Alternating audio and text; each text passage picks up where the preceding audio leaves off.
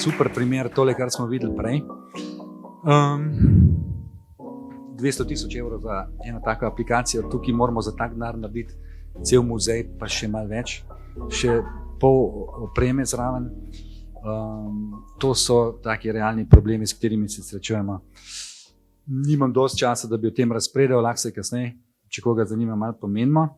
Bi kar navezal na predprejšnjega govorca, ki je govoril o umetni inteligenci, se pravi, vse, kar bom jaz pokazal, je napravljeno z naravno inteligenco, kar pa ne pomeni, da ne bomo slej ko prej tudi mi rabili tele umetne. Mene so povabili, da nekaj povem o tehničnih vidikih digitalizacije kulturne dediščine, čeprav sem glih ne čisto prav človek za to, to naš tim dela, jaz se bolj ukvarjam s kreativo, ampak v bistvu imamo glih en luškan filmček, kjer lahko pokažemo par osnovnih korakov, kako zadeve funkcionirajo. Sicer rotunda, ko smo prej rekli, bo kaj prek morja ali ne bo, Cerkev svetega Nikolaja, pač pokazano, kako potekajo ti posamezni koraki, super luškan objekt in cel naš tim na lokaciji, one man band, ki pokaže malo opremo, ki se pri tej zadevi uporablja. To imamo laser, s katerim se zelo ali pa najbolj kvalitetno zajemajo volumni oziroma modeli.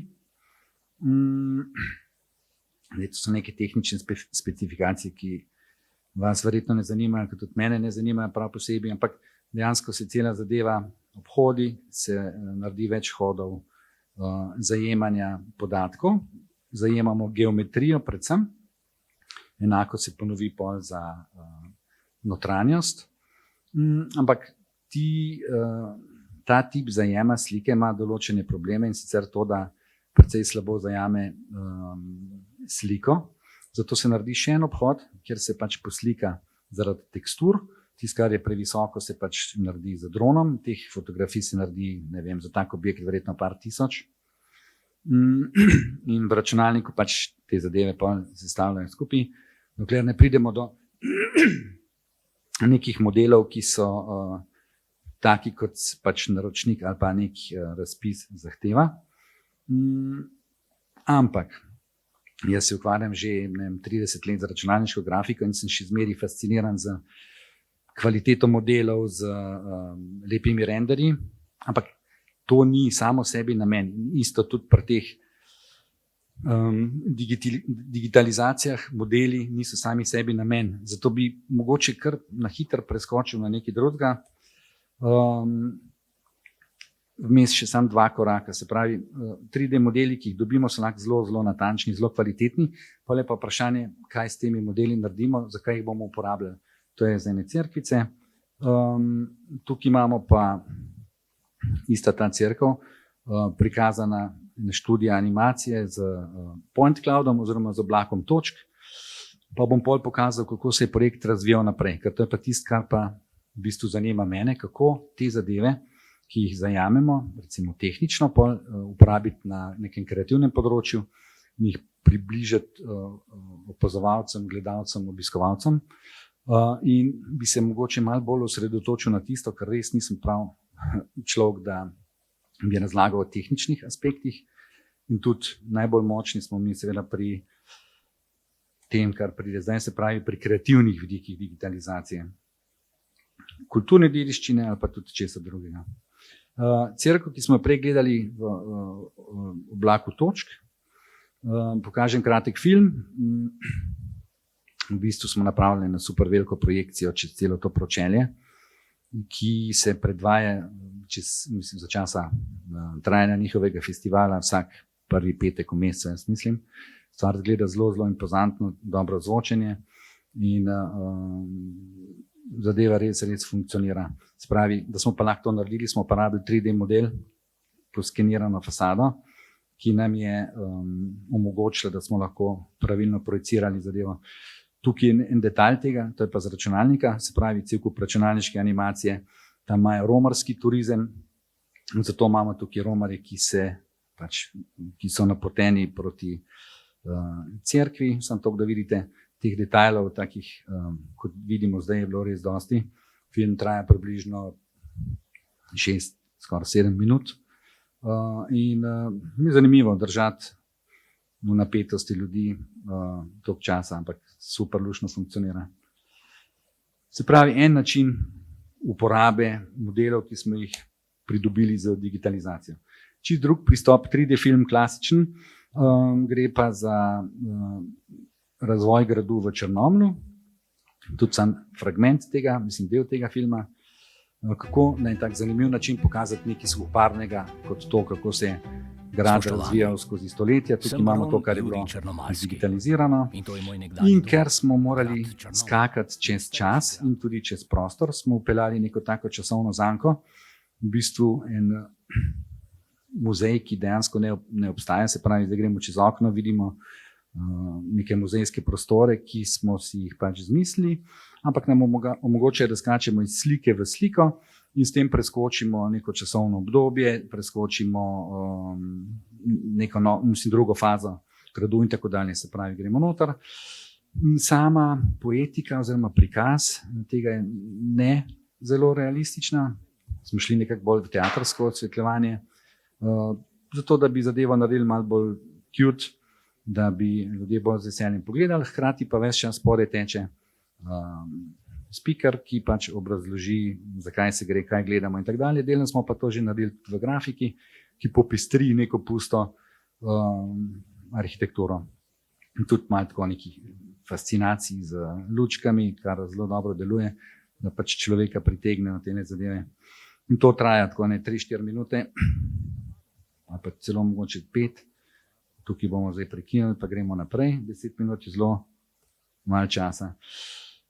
Projekcijsko mapiranje, Rogaška Slatina, njihov talent znan hotel. Zelo tehnična zadeva, precej težko zadevo speljati, oziroma težko, pač če veš, kar gre, ampak spet, kako se tega lotiš, da narediš zadevo zanimivo. Se pravi, noč so imeli bale in z enim takim velikim s prizori plesnimi zapolnimo s projekcijo celo fasado. Zdaj vidimo tukaj delno ta fasada, delno pa tisto, kar pol mi zmešamo zaradi tega, da dobimo nek učinek, ki ga želimo.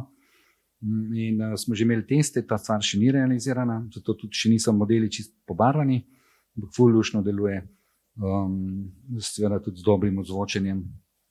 Tako da mislim, da bo en tak zelo lušten projekt, ko bo končan, mislim, čez kakšen dober teden. Se pravi, spet en primer, kako nadgradimo samo tehničen zajem z nekim layerjem, z neko dodatno plastjo fascinacije pa pripovedništva.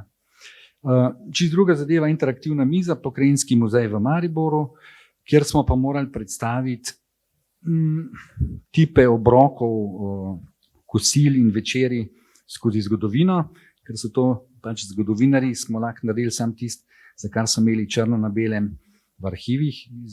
Mislim, da 15. stoletje je bilo prvo, tukaj zdaj gledamo, mislim, da 18. stoletje. Uporabnik na veliki mizi se lahko igra z priborom, z informacijami, ki jih dobi o posameznih jedeh. Super luštno funkcionira zadeva, precej poučna, hkrati pa tako, da v bistvu, ko daš to skozi, kar lačen postaneš. Tako da smo predlagali, da tudi naredijo sponzorstvo, da se poveže s kakšno restauracijo, pa ljudi pošlje tja. Čeprav, če gledaš hrano iz 15. stoletja, mogoče niti ne postaneš lačen, kar je bilo za današnje razmere tako zelo, zelo čudno. Tole 18. stoletje pa je še kar ok. Zakaj smo tukaj digitizirali prostor, v katerem to je Viteška dvorana, kjer se ta miza nahaja. Freske, ki so 4 za letne čase, ki so nekako menu in vodilo za to, da se človek sprehaja pač po teh zgodovinskih obdobjih. Zelo luštno deluje zadeva. Hitro naprej, VR aplikacija, je pa ena izmed digitalizacij, ki se ne dotika kulturne dediščine, ampak naravne, in sicer pragozd Krokar, v katerega normalni obiskovalci nimajo vstopa, pa smo zato na 15 točkah posneli 360-stopinjske videe, jih dali v VR. Kasneje smo zadevo ponovili, prvo je bilo posneto poleti, zdaj imamo vse 4-letne čase, smo na točkah, kjer se premikaš z neke vrste teleportacijo. Tisto, kar smo pa digitalizirali gozda, smo pa uporabljali za prikaz procesov, kako miceli, s pomočjo micelija drevesa med sabo komunicirajo, kako zadeve propadajo, ampak hkrati s tem omogočajo, da nova drevesa zrastejo in tako dalje. Tako da tudi zelo zanimiva zadeva, ki je vključena v neko izkušnjo, ki popelje obiskovalce okoli tega gozda, to je tisto, kar je digitalizirano.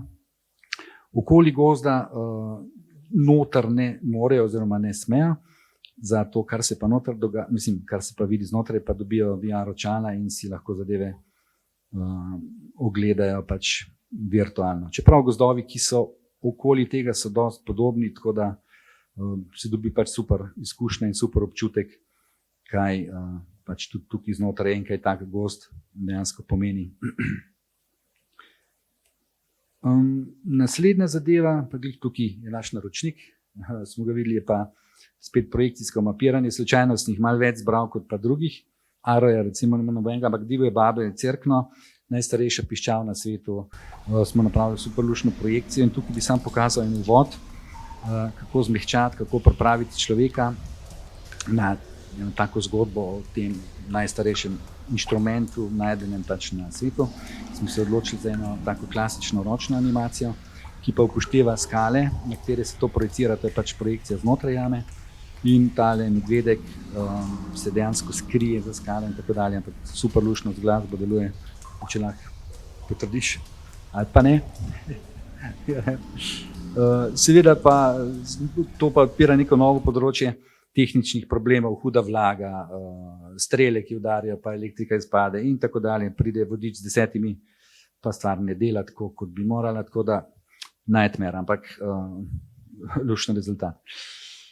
Tako da, evo, to je bolj moje področje, se pravi, kaj iz tega, kar dobimo s tehničnim zajemom, kaj lahko pol ponudimo uporabnikom. Zdaj, če se spet naveže na to gospo, ki je bila pred mano, pri vseh teh projektih bi rabili enkrat višji budžet, pa enkrat več časa, da bi naredili še 2-3 iteracije, da bi zadeve bile res v nulo spedenane, kot se je videlo tukaj pri tem francoskem primeru. Nažalost smo tukaj, kjer smo, ampak s tem smo tudi zadovoljni in smo v tem letošnjem letu, pa letu pol napravili res cel kup takih zelo zanimivih projektov. Upam, da sem ujel 10 minut. Hvala. Bravo. Najverjetno. A je kakšno hitro vprašanje? No, daj, nas pobegne. Ja, se opravičujem spet, kakšni so kaj budžeti tovrstnih projektov, če ni skrivnost? Ni skrivnost. Recimo muzej na 600 kvadratih z zelo tako bogato ponudbo različnih postaj doživeti, ne vem, samo za to, kar delamo mi, tam okoli 150 000 evrov, ampak takih postaj, kot smo jih prej videli, recimo, pa ko sem jih jaz pokazal, je noter lahko 10. Tako da ena taka primerjava je. Mislim, tako da, kot sem rekel, če bi res hoteli brezkompromisno stvari speljati, ker jih znamo, ker imamo tudi res dobre ljudi, pa izkušnje, znamo pripovedovati zgodbe, je treba, bi rabili enkrat višje budžete, pa enkrat več časa. Spravi res, iteracije so tiste, še ena zboljšava, pa še ena zboljšava, da je res brezkompromisno in najboljš možno deluje. No. Ja, samo na kratko, v bistvu, to, kar je rekel tudi Matjaž, no, mi smo itak z njimi sodelovali, oziroma oni so bili uspešni na tem javnem naročilu.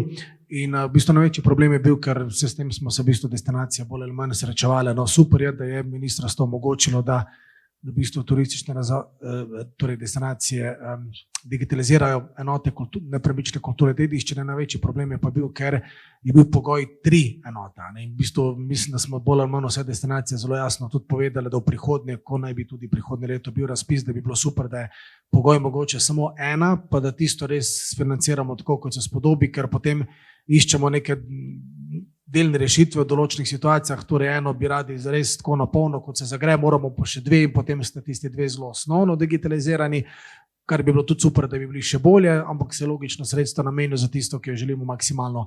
Tako da to je težava in mislim, da MGRT naj bi v prihodnje to poslušal in tudi omogočil v bistvu, da bo pogoj samo 1. Ne. Tako da pomanjkanje finančnih sredstev vsekakor je veliko in verjamem, da bi se dalo še kakšno lepšo, boljšo zgodbo narediti, ampak jo bomo mogoče v obdobju 2-3 let, ne pa samo v enem. Tako da. Hvala.